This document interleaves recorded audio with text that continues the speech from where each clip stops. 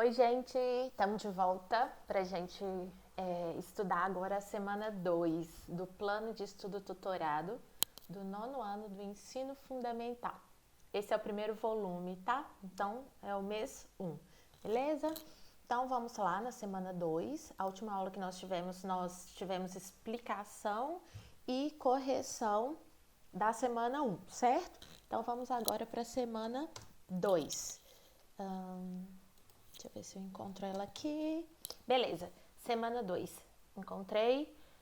Vou dizer para vocês em qual página que ela está, certo? A semana 2 começa aí na página 69. Então, antes de explicar a matéria, vamos ver qual que é o tema, né? Então, a gente continua como unidade temática, o sujeito e seu lugar no mundo. E os objetos do conhecimento são 2, corporações e organismos internacionais. Para quem não lembra, na semana 1, na aula 1, a gente viu o que são corporações. Então, são empresas transnacionais. São aquelas empresas que têm a sede num determinado país onde ela se originou, mas se espalharam pelo mundo. Se espalharam pelo mundo a partir da implantação de filiais, certo? A habilidade para essa aula, para a semana 2, é aquilo que você, estudante, tem que saber ao final da aula, beleza? Então, a habilidade é identificar e analisar a atuação das corporações internacionais e das organizações econômicas mundiais na vida da população, em relação ao consumo, à cultura e à mobilidade. Pessoal, disso daqui, vou começar grifando, tá? Pra gente já ir adiantando bem a nossa aula, tá? Então, olha só, dessa habilidade, o que é mais importante? Essa primeira parte aqui, ó. Que é identificar e analisar a atuação das corporações internacionais. Então, você tem que saber analisar como que essas empresas transnacionais atuam, beleza?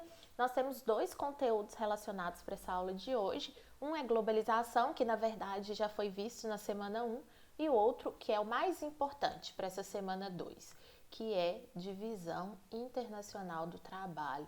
Prestem muita atenção, tá? Nesse termo. Então, vamos começar a aula. Vamos lá, nono ano. Então, o tema da aula é globalização e DIT.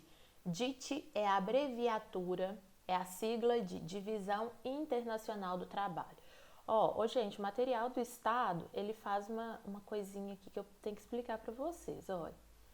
Apesar do tema da aula ser globalização e divisão internacional do trabalho, ele começa, na verdade, com 2 conteúdos diferentes, 2 conceitos, né?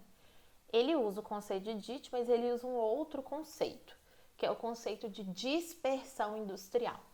A palavrinha dispersão significa disseminação, espalhamento, tá? Então, dispersão industrial é a disseminação ou o espalhamento das indústrias pelo mundo, tá bom? É exatamente assim que as transnacionais atuam, se dispersando, se espalhando pelo mundo. De acordo aqui com o material do Estado, essa dispersão industrial ocorreu a partir de meados do século XX, em meio à terceira revolução industrial. Isso a gente já estudou em sala de aula, presencialmente. A terceira revolução industrial é chamada de técnico-científica e informacional. Por que ela recebe esse nome, porque ela se baseia em tecnologia, ciência e informação, beleza? Então, recapitulando, dispersão industrial é o nome dado ao espalhamento, à disseminação de empresas pelo mundo. Empresas essas que são chamadas de empresas transnacionais, beleza?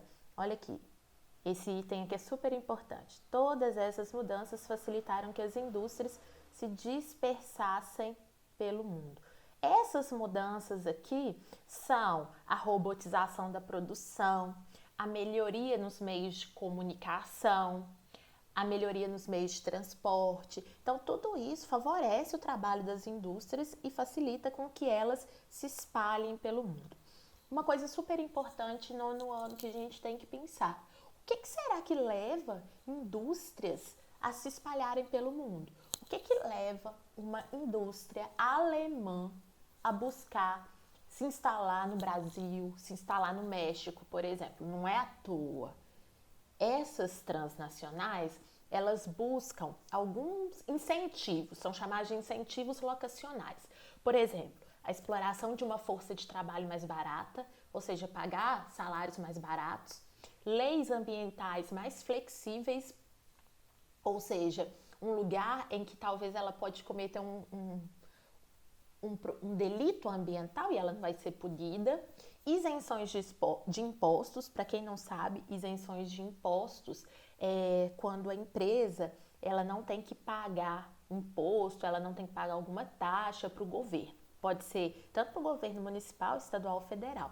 Além também de ser uma grande possibilidade de expandir a sua produção para novos mercados consumidores. Se ela vende mais, consequentemente ela lucra mais. Tá, beleza? Esse último item aqui, nossa, é muito importante, gente. Muito importante. Então você vai lá, você vai grifar, certo?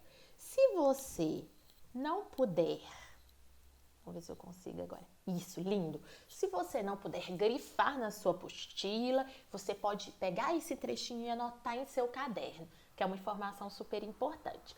Agora a gente já sabe o que é dispersão industrial. Agora nós podemos entrar no outro conceito, que é o conceito de DIT, Divisão Internacional do Trabalho. Esse é até mais fácil de entender. A Divisão Internacional do Trabalho é a divisão das atividades e serviços entre inúmeros países do mundo. Ou seja, é a forma como cada país, ou melhor, cada grupo de países comercializa uns com os outros, certo? A divisão internacional do trabalho é muito antiga, muito antiga. Aqui a gente tem uma tabelinha que é super legal, ela sintetiza muito bem a divisão internacional do trabalho em 3 momentos históricos diferentes. Então, nós temos aqui, ó, nesse primeiro espacinho aqui, ó, tá vendo, ó? Nesse primeiro espacinho aqui, a gente tem a forma como os países se organizavam, se comercializavam durante os séculos XV e XVI. Então, durante o século XV e XVI, estava em vigor uma forma de capitalismo chamada de capitalismo comercial. Durante esse período, nós tínhamos um grupo de países que eram colônias e um grupo de países que eram metrópoles. Entre as colônias, a principal atividade que elas executavam era extrair produtos primários, por exemplo, cana-de-açúcar, banana, algodão, cacau, por aí vai. Elas tinham muito trabalho escravo e também especiarias, né, como cravo, canela, temperos e por aí vai. Já as metrópoles se especializavam na produção e exportação de produtos manufaturados. Atenção, pessoal, manufaturado não é industrializado, tá? O manufaturado é um produto que sofreu uma transformação, mas uma transformação mais simples, não uma transformação feita em indústria. É bom lembrar que nos séculos XV e XVI a gente ainda não tinha o processo de industrialização. Não tinha. Daiane, você pode me dar exemplo de colônia? Claro. Século XV e XVI, Brasil era colônia. Era colônia de quem? Portugal. Então, Portugal era uma metrópole, Brasil era uma colônia. Posso dar mais exemplos. A Argentina, durante o capitalismo comercial, era colônia e tinha como metrópole a Espanha, beleza? Então, ó, esse primeiro espacinho aqui, vou sublinhar para vocês. Então, aqui, ó, vamos lá. Esse primeiro espacinho aqui equivale à primeira divisão internacional do trabalho, também chamada de DIT clássica, certo? Agora vamos à segunda fase da DIT. Essa segunda fase da DIT vai ser marcada por uma transformação no capitalismo, que vai passar a ser chamado de capitalismo industrial. Vai começar no século 17, 18 e 19. Principalmente no século XVIII, porque é no século XVIII, para ser mais específica, por volta de 1789, que que o processo de industrialização vai começar. Percebam uma mudança nos títulos, aqui ó, no nome que a gente dá ao grupo de países.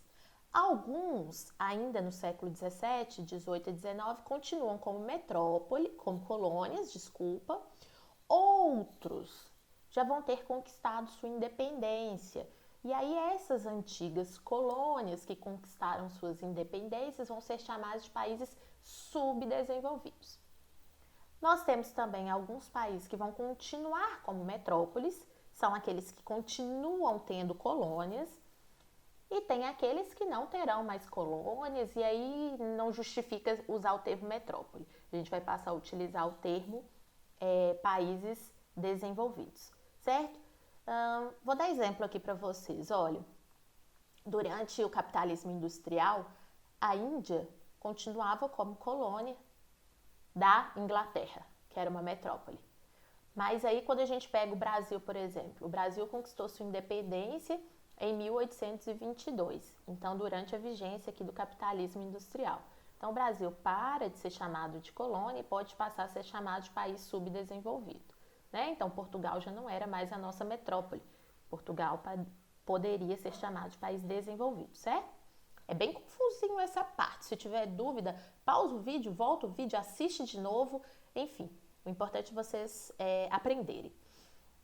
Durante esse período de capitalismo industrial, as colônias ou aquelas que se tornaram países subdesenvolvidos vão continuar fornecendo matérias-primas e produtos primários, ou seja, aqueles que são agrícolas e minerais, né? Então, continua vendendo soja, continua vendendo cana-de-açúcar, continua vendendo cacau, mas também vai vender minerais, como por exemplo ouro, prata, diamante, carvão mineral, por aí vai. Já as metrópoles, elas vão pegar essa matéria-prima e vão transformá-las em produtos industrializados. Galera, vocês têm que entender uma coisa super importante nessa divisão internacional do trabalho. Ela não é muito justa, não. Na verdade, ela é bem injusta. Porque, por exemplo, esses produtos que era responsabilidade de colônias e de países subdesenvolvidos são mais baratos. Já as metrópoles produzem e exportam produtos que são mais caros, certo? E aí elas acabam lucrando mais. Chegamos então à terceira fase da DIT, chamada também de nova DIT, que é o capitalismo financeiro. O capitalismo financeiro começa a vigorar do século XX em diante. Tem alguns autores que dizem que agora, o século que a gente está é o XXI, a gente vive uma quarta fase do capitalismo, que seria o capitalismo informacional. Mas tem alguns que juntam os dois e falam que a gente vive um capitalismo financeiro e informacional ao mesmo tempo. A gente não precisa mais usar o termo colônia, aquelas que eram colônias já se tornaram independentes. Então, durante a fase do capitalismo financeiro, nós temos dois grupos de países, os subdesenvolvidos e os desenvolvidos. Subdesenvolvidos podem também ser chamados de países periféricos. Já os desenvolvidos podem também ser chamados de países centrais. Os países subdesenvolvidos vão viver um fenômeno interessante, pessoal. Os países subdesenvolvidos vão passar por um processo de industrialização. Sabe aquilo que a gente viu lá no início da aula, dispersão industrial? Vocês lembram? Que algumas indústrias foram se espalhando pelo mundo? Pois é. Essas indústrias que se espalharam pelo mundo, muitas delas foram se instalar em países subdesenvolvidos. E aí eles se industrializaram. Mas eles continuam produzindo matérias-primas, continuam vendendo matérias-primas, produtos agrícolas e minerais. Já os países desenvolvidos vão continuar produzindo produtos industrializados, só que eles vão passar a focar em alta tecnologia e também investimentos financeiros. Qual que é a grande vantagem de você produzir alta tecnologia, pesquisa, ciência, informação? Que você lucra muito com isso. Você lucra muito. Isso é muito caro. Então, esses países desenvolvidos continuam se beneficiando mais dessa divisão internacional do trabalho, que é, de certa forma, uma divisão bastante desigual. Mas o que eu quero que vocês percebam, gente? Essa desigualdade, ela não é de hoje, ela foi se construindo historicamente. Então, quando a gente percebe como que era a divisão lá no século XV, a gente já percebe que ela era desigual, né? Nós tínhamos pessoas que eram escravizadas nas colônias, né? Que elas trabalhavam e não recebiam absolutamente nada pelo trabalho que elas executavam. Então é complicado, né? É uma desigualdade que foi sendo construída historicamente. Não é nada simples. Olha, a gente chegou ao final da explicação teórica. Acho que eu preciso revisar com vocês, porque é muito conteúdo. Então, ó, recapitulando, dispersão industrial é a disseminação, é o espalhamento de indústrias pelo mundo. São aquelas indústrias que tinham a sede num determinado país de origem, mas que vão se instalar em outros países. Lembrando sempre que elas buscam, então, mão de obra mais barata, leis ambientais flexíveis e outros incentivos. Já a DIT, Divisão Internacional do Trabalho, é a divisão de atividades e serviços entre grupos de países. Ela é dividida em primeira DIT, que equivale ao capitalismo comercial, segunda DIT, capitalismo industrial, e terceira DIT, capitalismo financeiro. Pessoal, agora a gente vai para a resolução das atividades, tá bom? Então, agora é hora de testar os conhecimentos. Vamos começar com a atividade 1. A atividade 1 pede para a gente observar o mapa. Tá aí o mapa.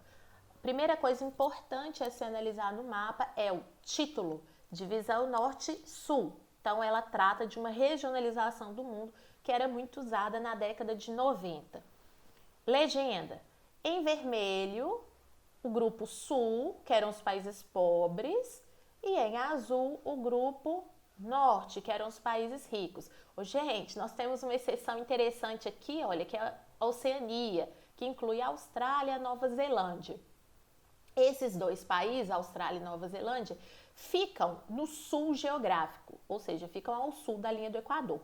Mas, por serem ricos, eram considerados como países do norte, na divisão norte e sul, tá bom? Porque aqui o critério norte-sul não é o geográfico, e sim o de economia. Norte, rico, sul, pobre, beleza? Letra A. Cite duas características econômicas do grupo de países coloridos na cor vermelha e na cor azul. Então, a gente tem que falar dos dois, certo? A cor vermelha, quem que é mesmo? Pobre. Então, característica econômica. A gente pode falar alto grau de endividamento externo. E a gente pode falar sucessivas crises econômicas. É o caso de muitos países pobres. Agora vamos ver o azul. Azul, quem são? São os países ricos. O que a gente pode falar? A gente pode dizer que esses países têm sistema financeiro estável, estabilizado, e a gente pode falar que apresentam um grande PIB. Para quem não lembra, o PIB é o Produto Interno Bruto, que é a soma de todas as riquezas produzidas pelo país. Vamos responder, gente. Então, ó, grupo do Sul são os países pobres. Vivem sucessivas crises econômicas e... O que eu tinha falado mesmo? Ai, Jesus, até esqueci. Vou colocar outro, então. Vivem sucessivas crises econômicas e... lembrei. Alto grau de endividamento. Então, quer dizer que tem muitas dívidas com países ricos ou instituições financeiras. Vamos ao grupo do norte agora. O grupo do norte é o azulzinho no mapa. Então, o grupo do norte são os ricos. Nós vamos colocar aqui estabilidade financeira. Então, não sofrem tantas crises e alto, vou colocar aí elevado, e elevado PIB. Para quem não lembra, ó, Produto Interno Bruto, que é igual? Soma de todas as riquezas de um país. Tá bom, gente? Então, ó, recapitulando. Então, nós temos o grupo do Sul, pobres, que está de vermelho. Vivem sucessivas crises econômicas e alto grau de endividamento. O grupo do Norte, países ricos, em azulzinho. Estabilidade financeira e elevado PIB, que é o Produto Interno Bruto, que é a soma de todas as riquezas de um país. Corrigir. Letra B. Liste 5 países que formam o grupo dos ricos e 5 que formam o grupo dos pobres. Preparados? Então vamos lá, ó. Vamos começar com o grupo dos ricos. Ai, ai, ai. Imagina só, vou começar com os Estados Unidos, maior PIB do mundo. A gente pode colocar também Reino Unido. A gente pode colocar Alemanha, Espanha e Japão. Ok, 5 países.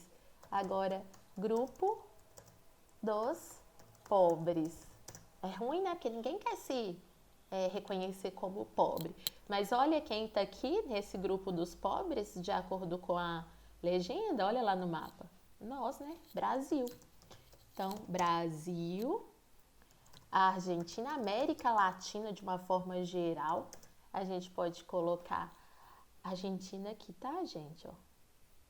A gente pode colocar aqui esse no mapa, que é a Índia. A gente pode colocar aqui no mapa, esse finalzinho aqui é a África do Sul. Deixa eu ver, tem 1, 2, 3, 4. E para finalizar, esse daqui na América, que é o México. México, fechou. Letra B, então, corrigida. Quem colocou outros países, se tiver dúvida, depois me manda a correção para eu falar se é ou não é pobre ou rico, tá? Letra C. Quais as principais atividades econômicas desenvolvidas pelos países coloridos em vermelho e os países coloridos em azul? Tá com dúvida? Volta no exercício, ó. Volta lá na explicação. Aqui, países subdesenvolvidos, que são os mais pobres. Eles atualmente investiram em industrialização, mas é porque as transnacionais se instalaram neles, mas eles se especializaram mesmo na produção e exportação de matéria-prima, tá? Já os países desenvolvidos, eles se dedicam à industrialização há muito tempo, né? A Inglaterra, por exemplo, se industrializou no século XVIII, então há bastante tempo atrás, e hoje eles se dedicam principalmente a tecnologias de ponta e investimentos. Tecnologia de ponta é aquilo muito moderno. Então vamos lá. Vamos fazer uma resposta bem legal para vocês estudarem bastante. Então, países pobres, que são os que no mapa estão coloridos de vermelho, tá bom? Então, se especializaram na produção e exportação de matéria-prima. Gêneros agrícolas.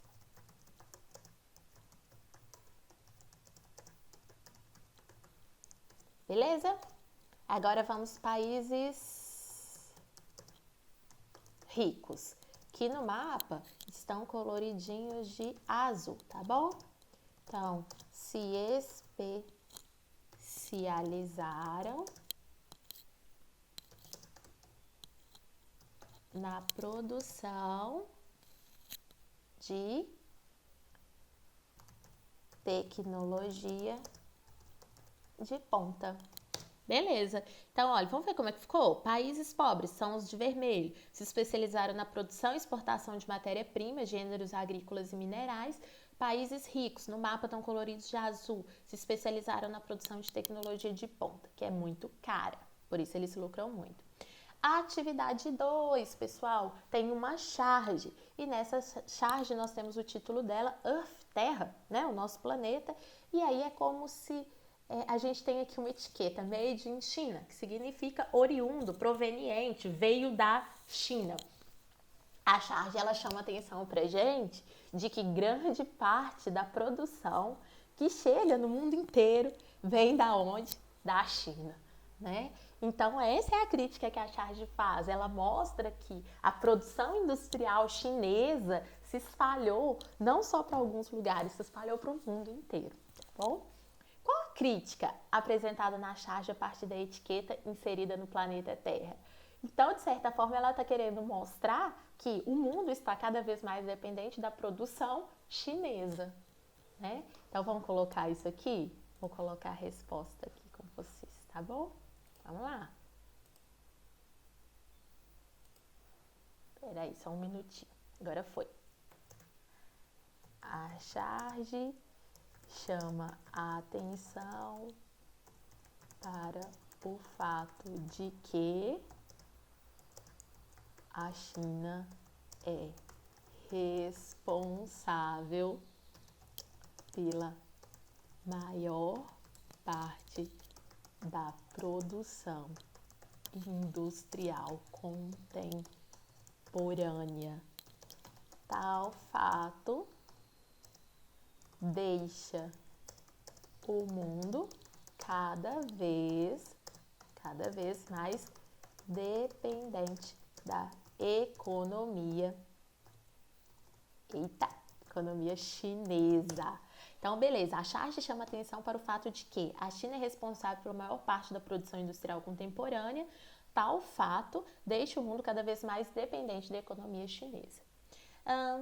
Vamos lá para a letra B. Como a atual DIT interfere na sustentabilidade ambiental? Ai, gente, sustentabilidade ambiental são as condições ambientais que um país tem de preservar a natureza. O que a gente precisa entender? Com o avanço das tecnologias, surgem cada vez mais tecnologias modernas, tecnologias avançadas que auxiliam na preservação da natureza.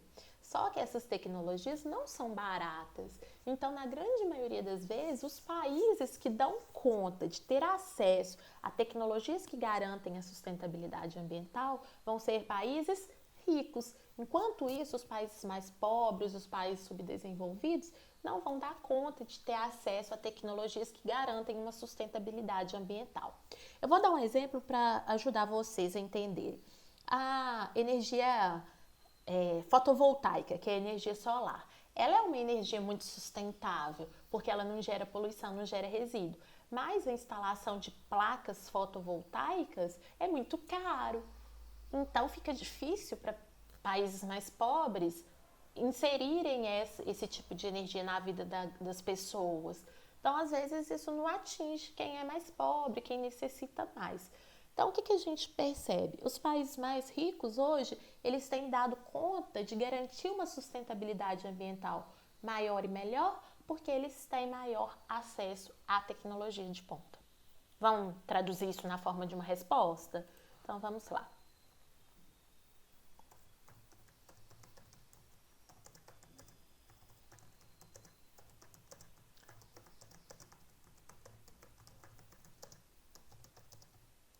Então, atualmente os países mais ricos e desenvolvidos são aqueles que têm conseguido investir mais e melhor em tecnologias que garantam a sustentabilidade ambiental.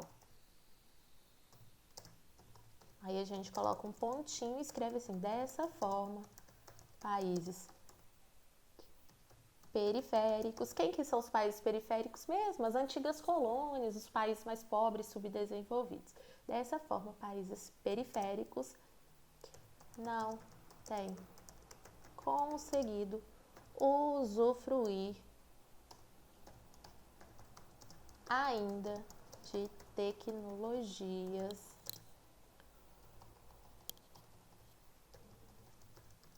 mais limpas e sustentáveis, tá bom? Então ficou assim, ó, atualmente os países mais ricos e desenvolvidos são aqueles que têm conseguido, que têm conseguido investir mais e melhor em tecnologias que garantam a sustentabilidade ambiental. Dessa forma, países periféricos não têm conseguido usufruir ainda, por enquanto, né, de tecnologias mais limpas e sustentáveis. Então, vamos lá, gente. Agora, atividade 3, tá? Atividade 3. Por que os países destacados no mapa como ricos e pobres podem ser também denominados, respectivamente, como desenvolvidos e subdesenvolvidos? O termo desenvolvido se refere àquele país que tem um bom índice de desenvolvimento humano, IDH. Os países ricos, como têm maior PIB, acabam tendo um IDH melhor, né? Lembrando que o IDH inclui o PIB, inclui também a expectativa de vida, que é a saúde também da população, e inclui a taxa de escolaridade. Então, países ricos vão apresentar melhor IDH porque têm mais condições econômicas e também sociais. Já os pobres vão ter mais dificuldade de se desenvolver, tanto do ponto de vista econômico e social, porque têm condições financeiras piores. Bom, vamos colocar a resposta. Isso acontece porque os países ricos apresentam melhor IDH, que é o Índice de Desenvolvimento Humano, tá bom? Com alto PIB, elevada escolaridade e expectativa de vida, tá bom? Já os pobres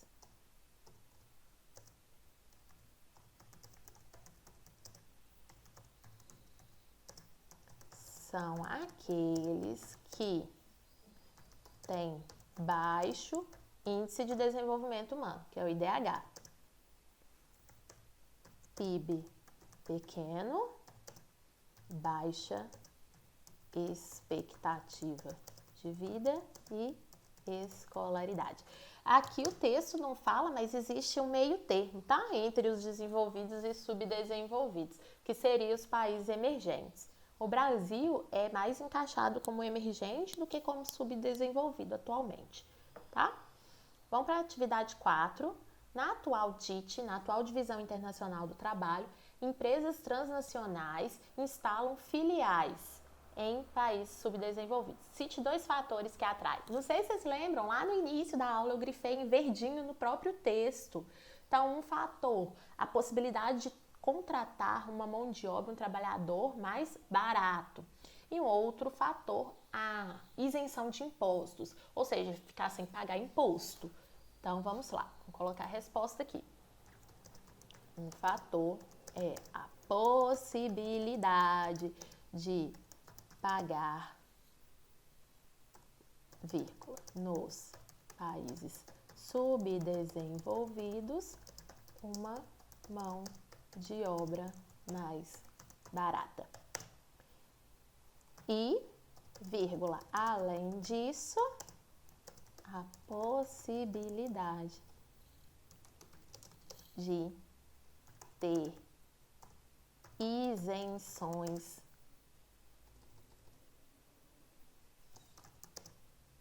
fiscais. Vou colocar entre parênteses para vocês colocarem aí no caderno de vocês, não pagar impostos. Tá bom? Vamos ver como é que ficou então? Então, o fator é a possibilidade de pagar, nos países subdesenvolvidos, uma mão de obra mais barata. E, além disso, a possibilidade de ter isenções fiscais, não pagar impostos. Ufa, última atividade, das bananas ao chip. No passado, a Costa Rica foi conhecida como uma república das bananas.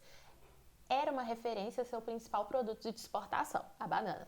Desde 1996, quando foi escolhida para sediar uma das fábricas da Intel. Quem não sabe, a Intel é a maior produtora do mundo de chips para computadores. Com isso, a Costa Rica ganhou um novo apelido, República do Silício. Trata-se de uma alusão à matéria-prima utilizada na produção de chips, os microprocessadores que são como os cérebros dos PCs. A construção da fábrica mudou o perfil econômico da Costa Rica, passou de país agrícola para industrial.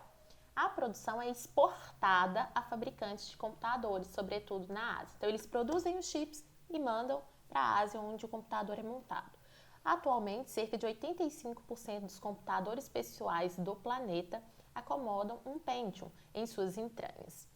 A opção da Intel pela Costa Rica não foi ao acaso. O país é pequeno, do tamanho do Rio Grande do Norte, que é um estado brasileiro, mas tem uma democracia estável, então não tem muitos problemas políticos, e tem uma mão de obra barata, que é aquilo que incentiva muito essas transnacionais. De acordo com o que vimos até agora, como podemos relacionar o caso da Costa Rica, que é o texto, com as características da atual ou nova DIT?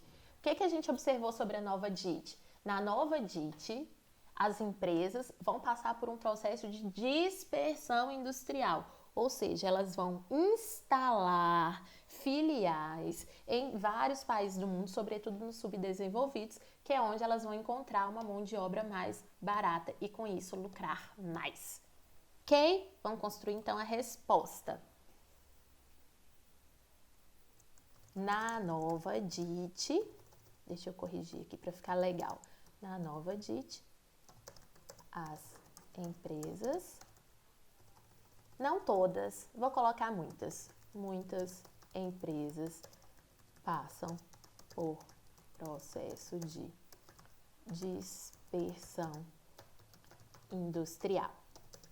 Assim, instalam filiais em vários países do mundo, sobretudo nos subdesenvolvidos, onde encontram mão de obra mais barata,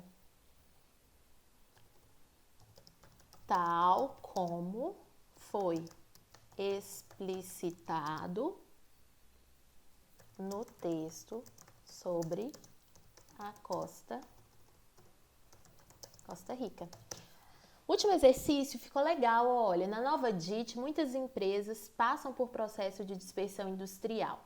Assim, instalam filiais em vários países do mundo, sobretudo nos subdesenvolvidos, onde encontram mão de obra mais barata, tal como foi explicado no texto sobre a Costa Rica, o texto que nós lemos aqui em cima. Beleza, galerinha? Semana 2 corrigida, semana 2 explicada. Próxima aula nossa vai ser sobre a semana 3. Um beijo e até lá!